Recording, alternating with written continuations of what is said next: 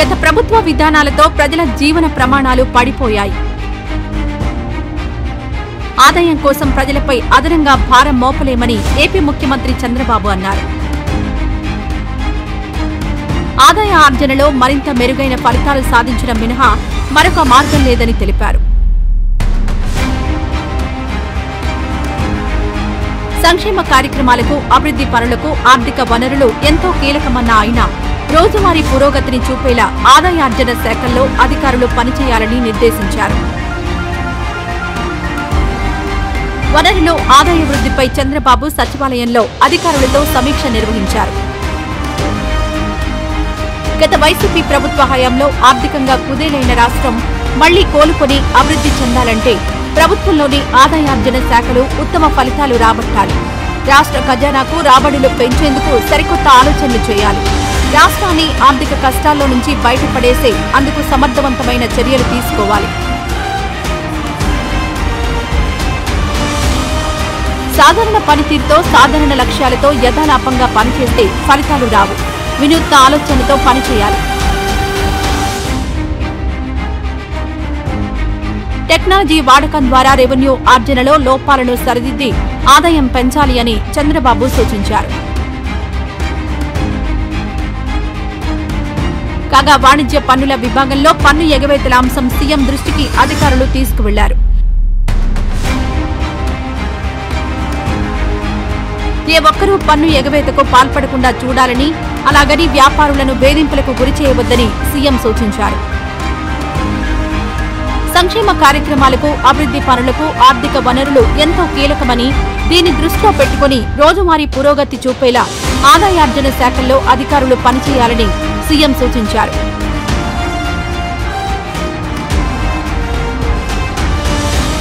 గత ప్రభుత్వ విధానాలతో ప్రజల జీవన ప్రమాణాలు పడిపోయాయని, ఆదాయం కోసం ప్రజలపై అదనంగా భారం మోపలేమన్నారు.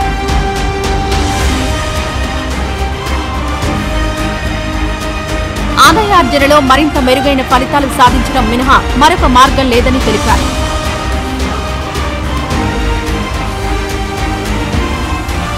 కేంద్రం నుంచి నిధుల విషయంలో నిరంతరం సంప్రదింపులు జరుపుతున్నాం. 16వ ఆర్థిక సంఘం చైర్మన్ అరవింద్ను కలిసి రాష్ట్ర ఆర్థిక పరిస్థితి వివరించాం.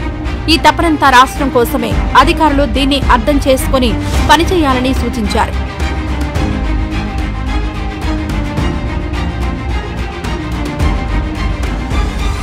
అనంతరం రెవెన్యూ రాబడులపై అధికారులు పవర్ పాయింట్ ప్రజెంటేషన్ ఇచ్చారు. 2023-24 సంవత్సరానికి వాణిజ్య పన్నుల విభాగంలో మొత్తం 41,420 కోట్లు రాగా, ఈ ఏడాది ఇప్పటి వరకు 41,382 కోట్ల ఆదాయం వచ్చింది.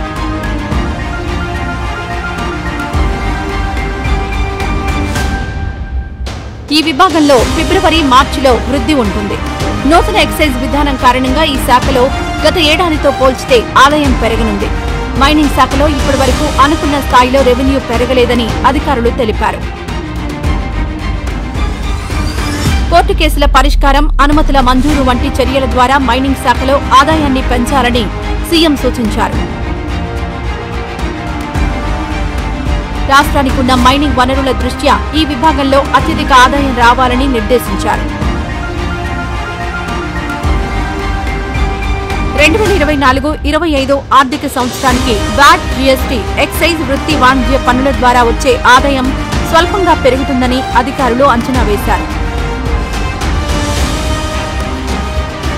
మొత్తం మీద 2024-25లో రాష్ట్ర ప్రభుత్వ రెవెన్యూ 1,02,154 కోట్లు ఉండొచ్చని తెలిపారు. ఆదాయార్జన విషయంలో ఇకపై ఎప్పటికప్పుడు సమీక్ష చేస్తానని, అధికారులు తమ శాఖలను బలోపేతం చేసుకుని ఫలితాలు చూపాలని చంద్రబాబు అన్నారు.